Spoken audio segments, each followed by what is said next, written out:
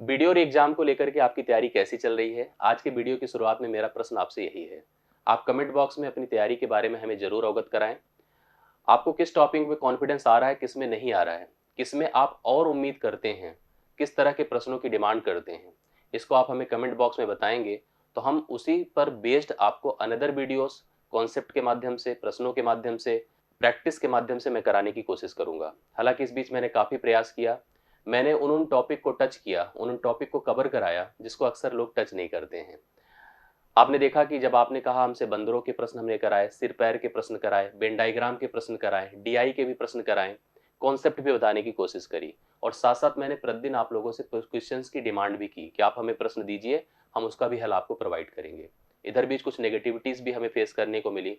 कुछ बच्चे ऐसे हैं जो कि परेशान हो जाते हैं कि हमारा प्रश्न जा रहा है, हमें उत्तर नहीं मिल रहा है, जिसमें एक राग विशाल जी हैं, उनका भी हमने कमेंट देखा। उन्हें 3-4 बार हमें कमेंट किया, मैंने भी रिस्पॉन्स करने की कोशिश करी। हालांकि उन्होंने जो प्रश्न दिया था बहुत अच्छा है, लेकिन निश्चित तौर पर रॉक विशाल जी और प्रत्येक को मैं कहूँगा कि हमारे अपने कराने की अपनी एक सीक्वेंसिंग होती है, अपना एक क्रम होता है। हम वीडियो आपको दें तो इससे पहले हमारी अपनी एक प्लानिंग है, उस प्लानिंग के तहत हम काम करते हैं और ये आपको समझ में आता होगा।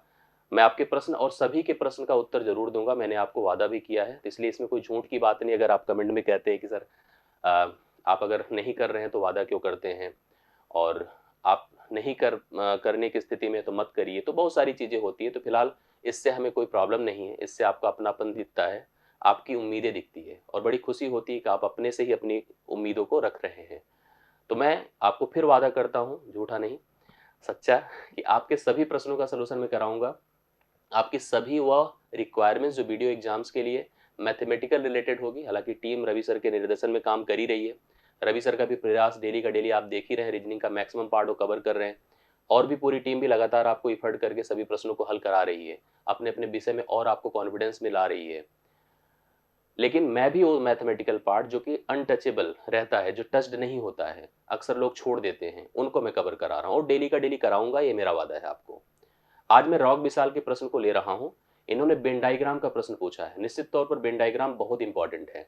आप किसी भी पेपर को उठा लीजिए, वीडियो का जो भी हुआ है, जब जब भी हुआ है, दो टॉपिक के क्वेश्चन जरूर आए हैं, बेन डायग्राम और डीआई। इसके अलावा भी बहुत सारे ऐसे पार्ट जैसे सिर पैर के प्रश्न, जैसे आपके जो है बंदरों के उछल कूद के प्रश्न, हाथ मिलाने वाले प्रश्न, कुछ क्रमचय संचय के प्रश्न, कुछ प्रोबेबिलिटी के प्रश्न, कुछ मैथमेटिकल कैलकुलेशंस के प्रश्न, जो मैं डेली का डेली ले रहा हूँ वो आपको दिखता ही रहेगा। वेन डायग्राम बहुत इंपॉर्टेंट है और वेन डायग्राम पे अभी मैं कम से कम 10 प्रश्न आपको कराऊंगा।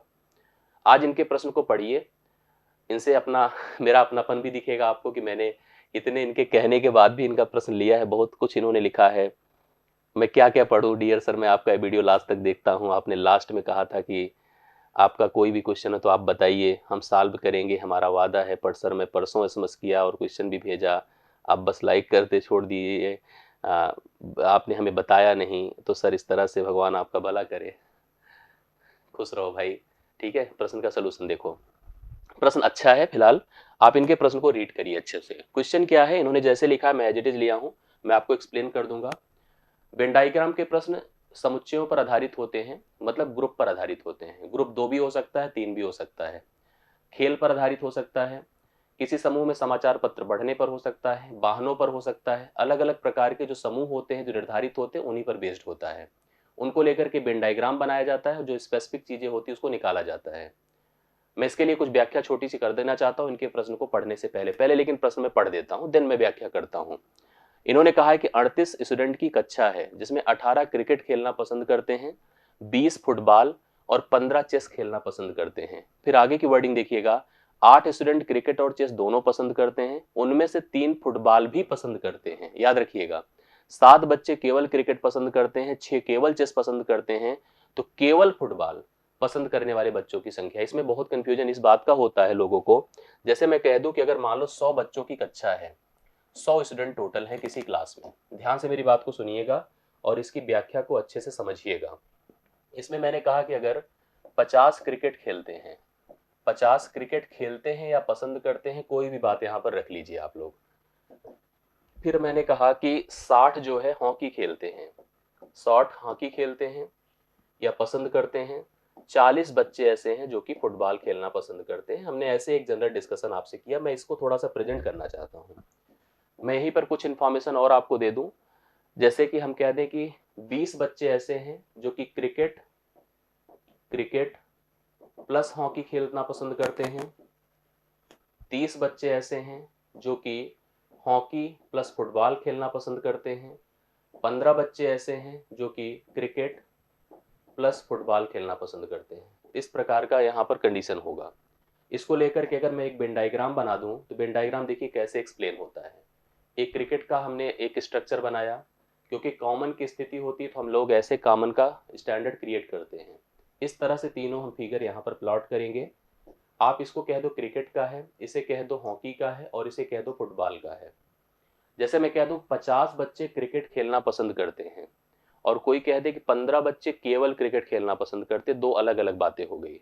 अब अगर इसकी पूरी बात देखो तो 50 की संख्या यहाँ पर है, 60 की संख्या यहाँ पर है और 40 की संख्या यहाँ पर, जबकि टोटल देखो 100 ही है। तो निश्चित सी बात हो गई कि यहाँ पर कुछ बच्चे कॉमन खेल खेलते हैं। जैसे मान लो कि अगर मेरे बारे में पूछो तो मैं क्रिकेट भी खेलता हूँ, हॉकी भी खेलता हूँ, फुटबॉल भी खेलता हूँ, तो मैं यहाँ पे चला हूँ। यहाँ पर वो लोग रहेंगे जो तीनों गेम खेलना पसंद करते हैं। अगर मैं यहाँ पर बात करूँ कि क्रिकेट और हॉकी, तो क्रिकेट और हॉकी मतलब यह कॉलम यहाँ से यहाँ तक ये है 20। इसने बोला 30 हॉकी और फुटबॉल, हॉकी और फुटबॉल मतलब दिस वन इज द 30, ये पूरा 30 होगा। और इधर की बात अगर किया जाए तो यह क्या हो जाएगा पता है, यह 15 है जो क्रिकेट और फुटबॉल को खेलना पसंद करते हैं। यहीं पर मैं आपसे कहता कि 10 तीनों खेलते हैं, 10 तीनों खेलते हैं, तो 10 की संख्या यहाँ पर बीच में सेट हो जाती है, आकर के यहाँ पर हो जाती है।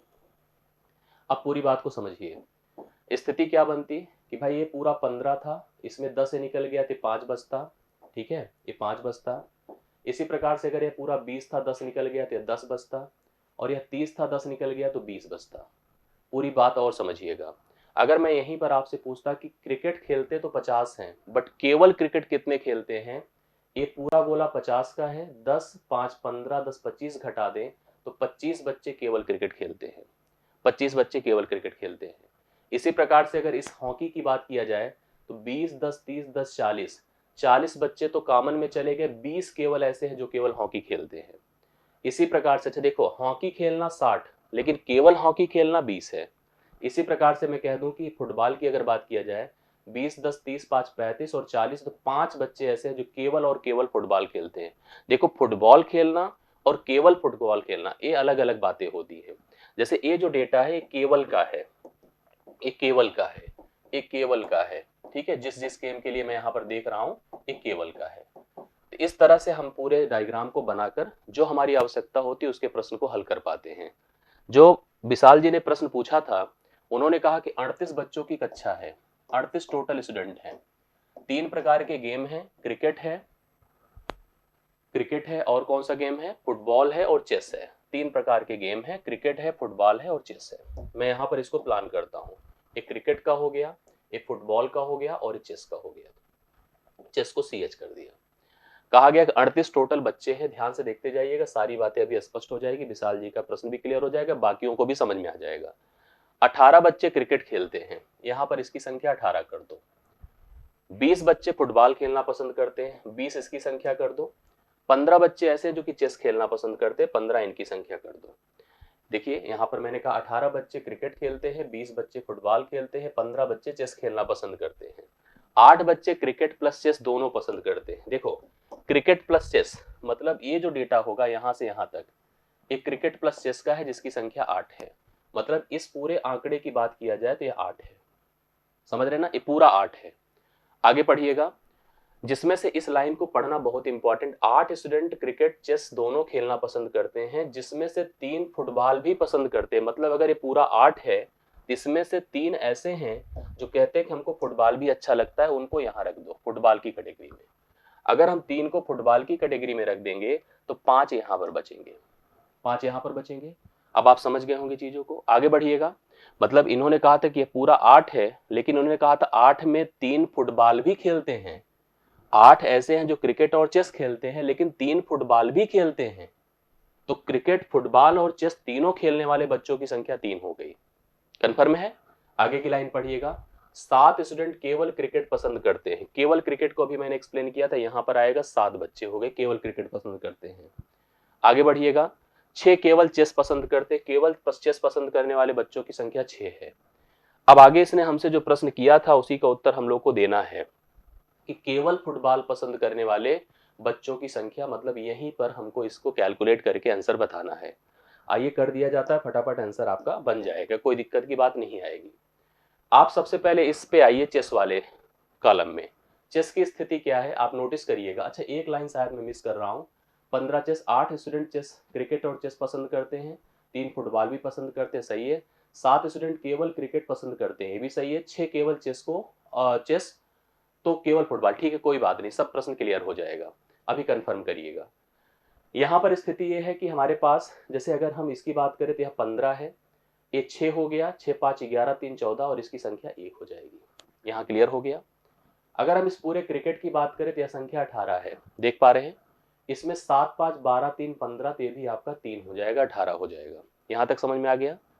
अब एक फुटबॉल वाले हैं, तो फुटबॉल में ऐसे बैलूस, ऐसे बच्चे जो क्रिकेट और फुटबॉल पसंद करते हो 9 है, जिसमें 3 ऐसे हैं जो चेस भी पसंद करते हैं, उनकी संख्या 3 है, मतलब ये संख्या 6 हो गई। फुटबॉल के साथ चेस पसंद करने वाले टोटल बच्चे 4 हैं, बट केवल फुटबॉल और चेस पसंद करने वाले बच्चे 1 हैं। जैसे हम एक एक को एक्सप्लेन कर सकते हैं। अब केवल फुटबॉल अगर पसंद करना है, टोटल संख्या 20 है, 20 में 3 3 6 1 7 निकाल दे तो यह संख्या 13 हो जाएगी। मतलब जिसको आपसे पूछा गया था केवल फुटबॉल, केवल फुटबॉल, विशाल जी ध्यान दीजिएगा, उनकी संख्या कितनी होगी भैया, 13 हो गई। अब आप इसको थोड़ा सा मैच कराइए और चीजें सुन लीजिए। पहले तो इन सबको जितना फिगर में है जोड़ के देखिए, 38 आ रहा है कि नहीं आ रहा है, जोड़ के देखिए। 13 6 19 1 20, 20 8 28, 28 10 38, आप जोड़ के देखिए तो 38 के बराबर है, क्लियर है। अब बाकी को मैं पढ़ के एक्सप्लेन करता हूं कि इसमें लिखा क्या क्या गया है। केवल क्रिकेट 7, ठीक है, केवल क्रिकेट 7, केवल चेस 6, केवल फुटबॉल 13, ठीक। क्रिकेट और चेस 8, चेस और फुटबॉल 4, क्रिकेट और फुटबॉल 9, 6 सॉरी 6 है, 9 नहीं है, ठीक है। तीनों मतलब क्रिकेट चेस और फुटबॉल 3, केवल, अब देखो शब्द सुनिएगा, जैसे मैं कहूं क्रिकेट और चेस तो आपको कहना 8, लेकिन मैं कहूं केवल क्रिकेट और चेस तो 5। अब मैं पूछूं कि फुटबॉल और चेस तो 4, केवल फुटबॉल और चेस तो 1, क्रिकेट और फुटबॉल 6, केवल क्रिकेट और फुटबॉल 3, और तीनों पसंद करने वाले 3 हैं। मुझसे जो पूछा गया था उस प्रश्न का उत्तर हमने 13 बता दिया। तो विशाल जी आपके आंसर है, आपके इस प्रश्न का उत्तर है 13। तो आप अगर इस वेन डायग्राम के प्रश्न को देखें हैं तो इसकी व्याख्या भी समझिएगा, और भी ऐसे प्रश्न आएंगे तो जरूर क्लियर करिएगा। तो ये रहा विशाल के प्रश्न का उत्तर। और भी प्रश्न आप दीजिए विशाल, और बाकी सभी लोगों को मैं बोलता हूं कि आपके जितने भी डाउट्स हैं आप कमेंट बॉक्स में प्रेषित करिए, अपने सुझाव जरूर दीजिए, अपने फीडबैक दीजिए। आपके कमेंट ही सब कुछ होते हैं जिसके आधार पे एक्टिविटी प्लान की जाती है आगे की, और उसी हिसाब से हम प्रेरित पोस्ट हो जाते हैं कि हमें इनका आंसर देना है, हमें इसके आगे की प्लानिंग आपको समझानी है। वीडियो कैसा लगा मुझे आप जरूर बताइए, अच्छा लगा तो लाइक कीजिएगा विशाल की तरफ से। बाकी नेक्स्ट वीडियो में अगले कॉन्सेप्ट पर लेकर आऊंगा, आप हमें कमेंट करके बताइएगा। मैंने हालांकि कुछ प्लान करके रखा है। इसके प्रतिदिन की कनेक्टिविटी के लिए आप हमसे जुड़े रहिए। नीचे डिस्क्रिप्शन में टेलीग्राम भी ग्रुप भी है मैथ्स का, उसको भी ज्वाइन किए रहिए। बाकी रेगुलर बिहाफ पर अगर आप कनेक्ट रहेंगे तो आपको डेली का डेली 8 बजे इस तरह का एक इन्फॉर्मेटिव कॉन्सेप्चुअल प्रैक्टिस भरा वीडियो आपको मिलता रहेगा, जो वीडियो एग्जाम के लिए आपके इंपॉर्टेंट और वैल्यूएबल होगा। तो आज के लिए मेरी तरफ से इतना ही। थैंक यू सो मच, धन्यवाद।